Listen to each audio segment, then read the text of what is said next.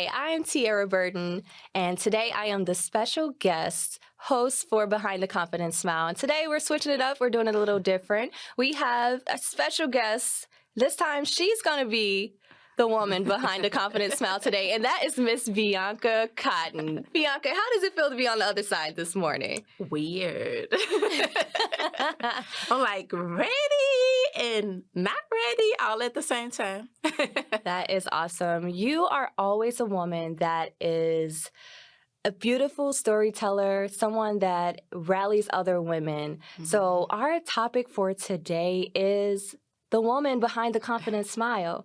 Tell us a little bit about you. What made you start Behind the Confident Smile? And I would really love to know, where'd you get the name? You want all the deets. I want all the tea, girl. So let's journey back to 2017. I had just given birth to my daughter. I was on maternity leave, and I was one of those women at the time where I was like, when maternity leave is over, I'm going back to work, put this baby in childcare, and keep it moving, right?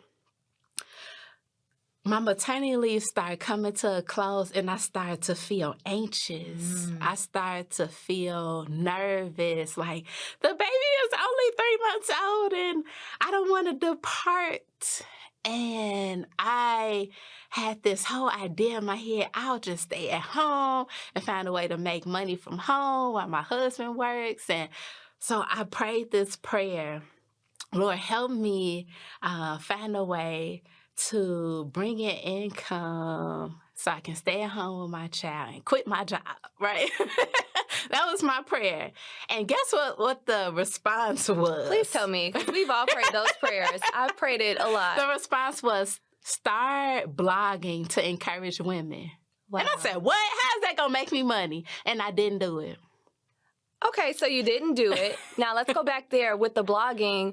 Was that something that you've ever done before? No. So first of all, I've never blogged before. I had learned how to create a blog in one of my master's classes because I was in grad school at the time as well. And I was like, he taught us how to set up a blog, but I don't really know how to do it myself. I've read blogs because I have friends that love blogs and they would send them to me.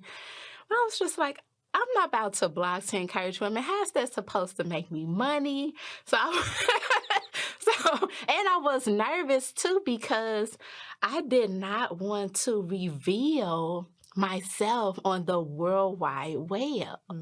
What? Vulnerability? No, thank you. Next. Any other ideas, Lord? Like, that's where I was. And went back to work. During that time, there was mass layoffs at my job. Wow. And I didn't get laid off at that time. And so I went back to that prayer and was like, please show me what I can do. And he reminded me, I already told you, like, start writing to encourage women. So the blog was born in June of 2017.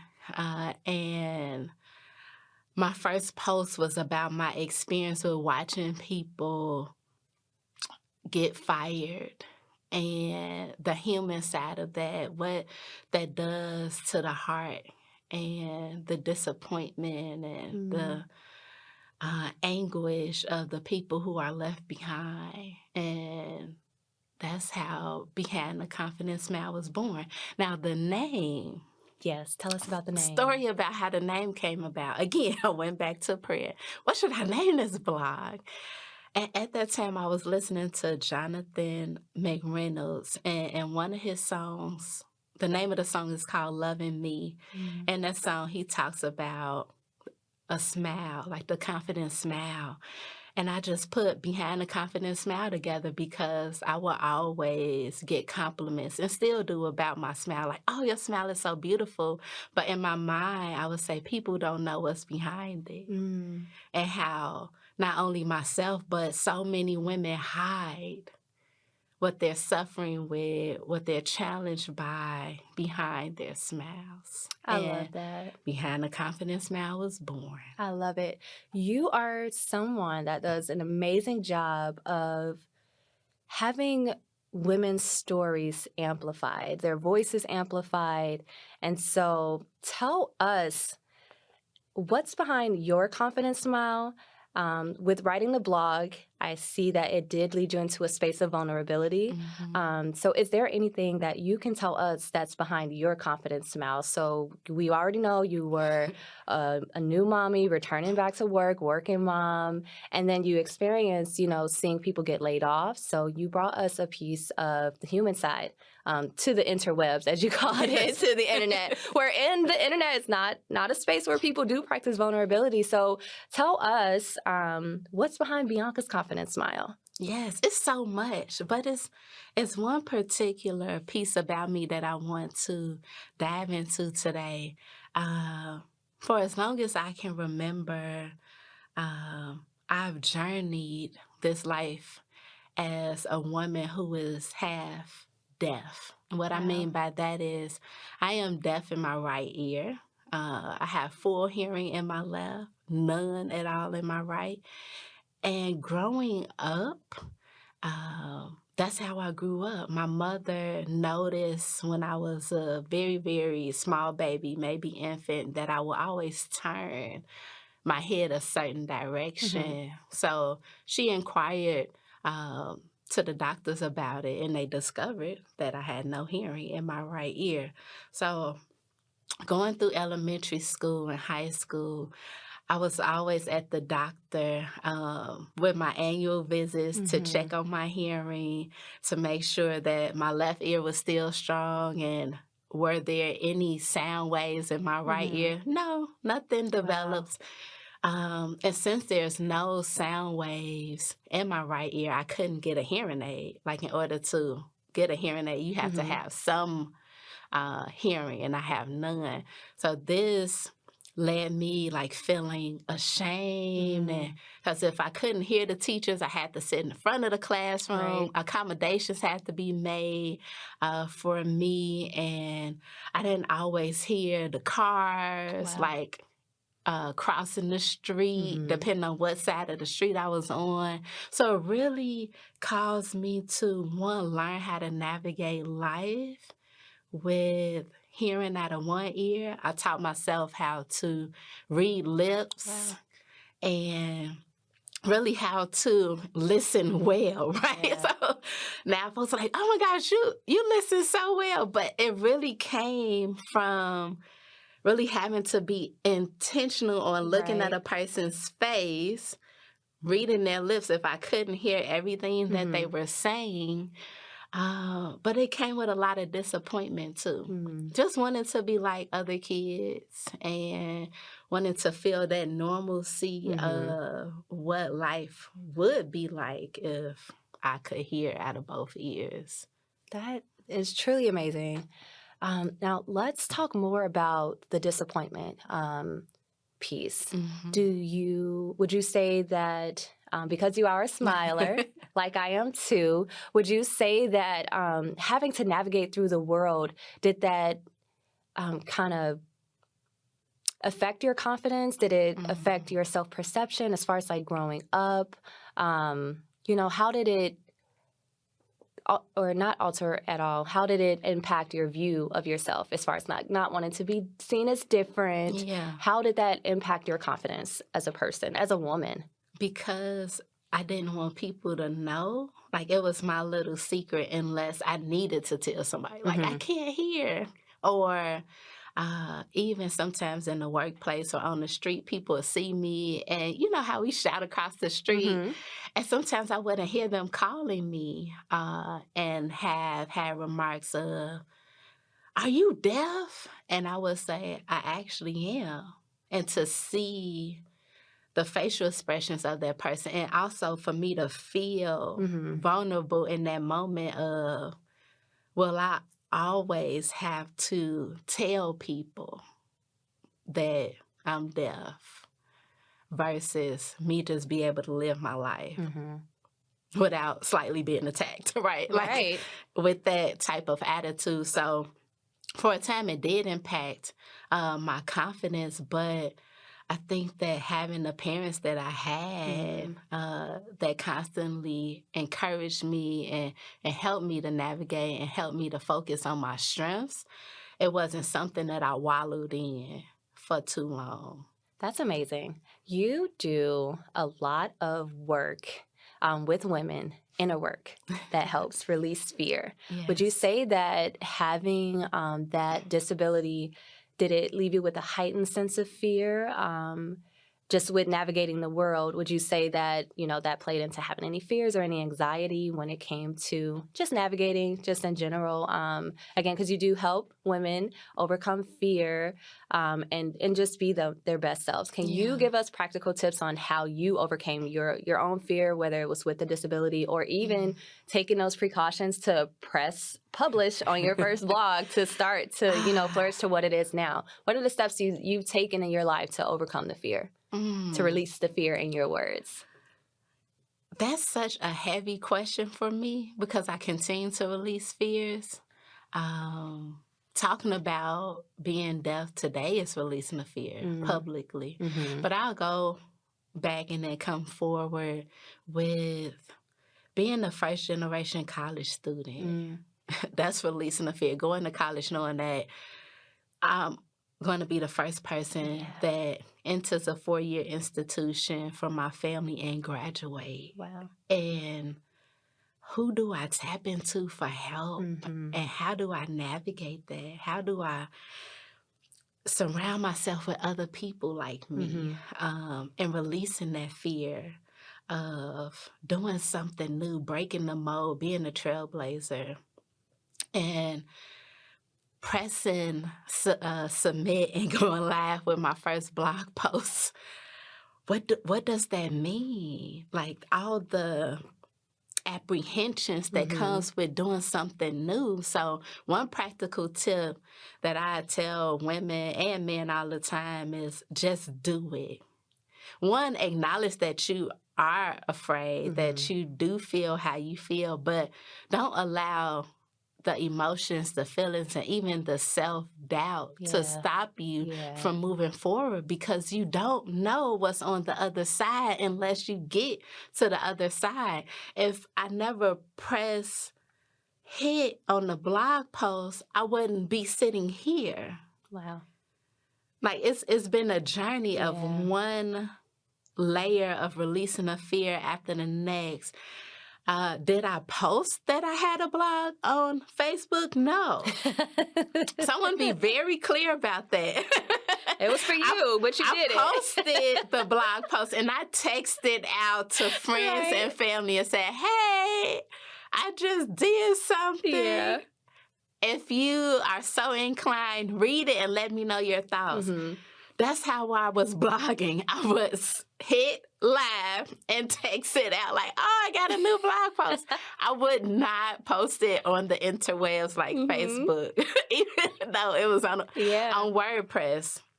But as my confidence built, which is another thing, when you start to release fear and take the baby steps of telling those that are closest to you, this is what I'm doing. Please hold me accountable. If you don't hear from me, ask me how it's going.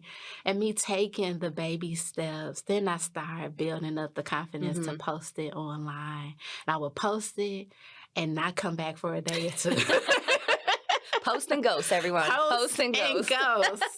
Because the anxiety of I'm opening myself up in a new way, in a way that I haven't before. But I'm not going to allow this fear to stop me from moving forward, even though I still feel it. Right? And then next, the book came. My first book, A Journey Through a Beautiful Mind. It was already written, laid out in book format, sat on my computer for 2.5 years. Wow. That's a whole story in itself of why I was sitting there. It sat there, one out of fear, one out of resources, trying to figure out how do I make this thing that's on my computer an actual book that people can hold. And I don't really have the money for a publisher. And at the time, I didn't know what self-publishing was. I didn't even know that existed. I just know you publish books through publishing houses. And they were costly for me at that time with my budget. And so it sat on my computer for 2.5 years. And I said, maybe it's not time for me to publish it because I don't have the money. Fear talks everything. Fear talks. And in 2017, I guess that was the year of birth and gave birth to my daughter, blog, book. And I said, you know what? I'm going to publish this book. Do I know how? No. Do I have the money? No. And was introduced to someone at a party who had just self-published her own book, and she taught me how to do it through Amazon. And that book came out December 2017 after sitting on my computer for 2.5 years. And it was really about breaking free from suffering and silence. And it's my poetry journey of me coming out of hiding and suffering and what I had experienced and the trauma and seeing people gunned down and like all the things you navigate as a Black woman, as a Black person, as a sister, as a daughter, as a person who is fighting for equality and justice in this world. Those are tips, y'all. If you're struggling with pressing publish, just go ahead and post and ghost. Right. Tune in this Friday at 7:30 p.m. on Channel 19 for an inspiring conversation with Alex Sims Jones. We take on clients that we think are going to bring impact to our community, you know, impacting Black people. We care about impacting people of color. We care about liberal ideals.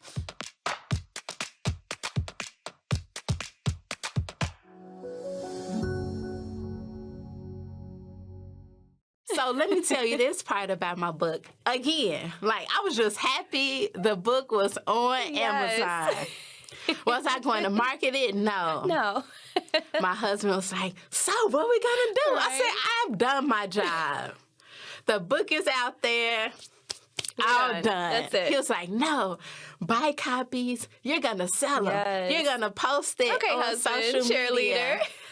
He gave me the whole marketing strategy. Yeah. And I was selling books out of the trunk of my car, out of my book bag. And literally, as I was carrying books around, I would run into people I hadn't seen in years. And they say, Bianca, what you been up to? I said, I wrote a book. And they're like, how can I find it? I'm like, it's right here. They were bad on the spot. So I have all these pictures that I've collected on the L, in the street, in restaurants of like people buying my book that tells a story. That is beautiful. I love that you, again, amplify voices, the voices of so many. Can you tell us what is your reasoning for wanting to amplify other people's stories? So you started with amplifying your own voice, and you've navigated into creating a safe space, not only in a virtual space, but also in public spaces. I've been to a few of your workshops. You do virtual, you do in person, again, releasing the fear, journaling, meditating, and now you have this space where you can amplify voices, amplify other stories. Can you tell us what is your reasoning for wanting to share these stories? I go back to thinking about my mom and her friends and my grandmothers and my aunts and all these like bold, audacious women who have a story. And some of them have since passed, so people won't know their stories from them directly, but we can still uplift them. And desiring for folks to know that they're not alone in life, not alone in raising kids, not alone in going to work and like, I hate my job, like not, or I love my job, right? Or not alone in trying to figure out what is my purpose and not alone, just not alone. I have a love for helping women and girls, especially, not to feel isolated. And that could probably go back to just, culturally, like Black and brown people living in community and wanting to reestablish the village, wanting to reestablish living in community, wanting to reestablish the aunties that's not blood related, but they your auntie. Yes. Like, so in 2018, like I go back and reread my journal sometimes. And I wrote down in 2018 that I wanted to have guest bloggers to share their voice, to share their story, because they have different perspectives than mine. And who would have known that that would look like this today? Yeah. Through podcasting, through having a collection of a book with different women sharing how they've released their fears, and that. So truly wanting people to be heard and helped and seen I love that. and loved in this world. I think you do an amazing job at it. That's why today is the woman behind the confident smile, because we get a chance to hear your voice. We get a chance to, you help you feel seen and you feel heard. You've done a very beautiful job of doing that for others. I want to go back to where you shared that you amplify the story so that people don't feel isolated. Was there ever a time in your life where you did feel isolated behind your confident smile? Have you ever felt alone in any of your struggles, especially when it comes to navigating the world with being deaf in one ear? Like, have you ever felt isolated just in your journey? So much. So many times. And sometimes being the first can be isolating. Yes, ma'am. I remember one time, and I talk about this in my latest book, Captivating Confidence, a situation where I passed out in my dorm room. And when I eventually woke up, I had a bruise on my head and a bruise on my arm.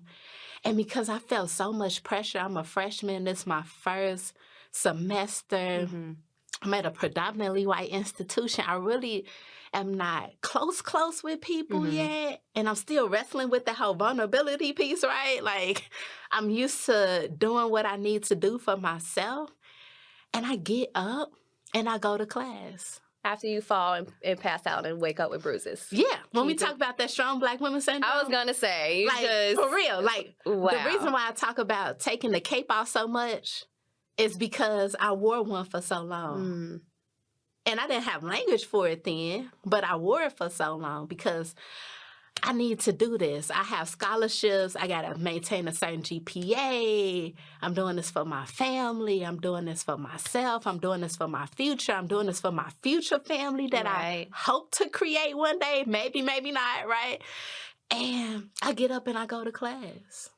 And I'm sitting in class. My head is banging because I got a knot on my head by this time. Wow. Head is banging. And after class is over, I go to the nurses' station and tell them what happened. And they were like, what? Like, why didn't you come here first? And the nurses didn't look like me. They were white. And I didn't know how to tell them because I'm Black and I feel pressure to show up. So in that pressure, you did feel the isolation because, who can I call and say, hey, girl, I just passed out.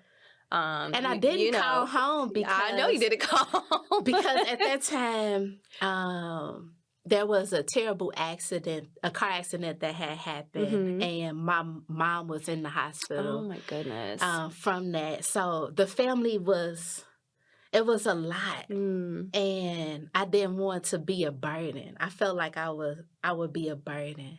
So I reached out to one of my cousins and told her, what was going on. So I wasn't completely isolated. But yeah, it was the pressure, like the feeling of carrying for yourself and not letting people in. And that's another reason why I like having these conversations and amplifying women's voices and stories, because I know what it feels like to carry. Yeah.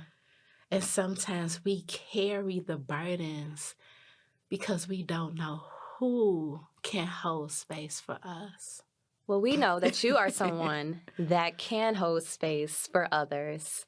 And you have held space for others. And I'm so proud of you because you have learned to hold space for yourself. You've taken the cape off. You are captivating confidence on a daily basis with just navigating through life and through your own struggles, but still providing spaces to amplify voices, amplify different stories, and release the stigma around a lot of different topics. And I love that. If you can leave us with just words of encouragement today, if you were having, say, a conversation with your daughter and she's saying, you know, Mommy, I'm ready to go out into the world. I'm ready to, you know, navigate through this. What is something that you would want to tell her or tell anybody else that's kind of in that space that's trying to figure out their purpose, release their own fear, find ways to release some of the weight that they're carrying in the world? What's something that you would want to leave them with today? First, I would say find a way to release. My release for the past 12 years has been writing. I started writing to release the mental pressure. So if that's writing, if that's dancing, if that's talking with a friend, if that's prayer, if that's meditating, if it's walking, and screaming outside. I used to do that too. Just finding a way to really release. If that's going to therapy, stick with what works for you. And find what works for you. Pain and sip it. I don't know. Find something. And be consistent with it. That's another piece. Don't stop. Once you start, you know, feeling good, like continue the practice that works for you. And then get an accountability partner. I have accountability partners. You're one of them. I can share my heart in ways that I know will not be judged. I won't be guilty into feeling a certain way, thinking a certain thing. I can just be. So find someone that you can just be with and tell them what you need and ask them if they can hold space for you. And lastly, I would say, don't be afraid to open up and tell your loved ones about what you're going through. Sometimes we won't tell our family. And sometimes they may not be safe people. I'm just put that out there. So find some safe folks. And what I mean by safe people, those who won't tell your business to everybody and regurgitate what you're going through, but more so be of support to you in your journey. I love that. Well, Bianca, thank you for your time today. If you could just tell us if there's anything else that you're working on, again, how people can find you. And again, we just want to thank you for being on the other side of the interview today. Yes, this was good. You can find me at behindtheconfidentsmile.com. I'm on Instagram at Bianca Cotton. And what I'm working on right now, for real, is truly practicing what I preach. And what that looks like right now is, what does rest mean for me in this season of my life, beyond taking naps and sticking with my therapy appointments. But what does rest really look like for me, being a wife, being a mom, being an entrepreneur, and being an employee? So that's what I'm working on. Me. All right.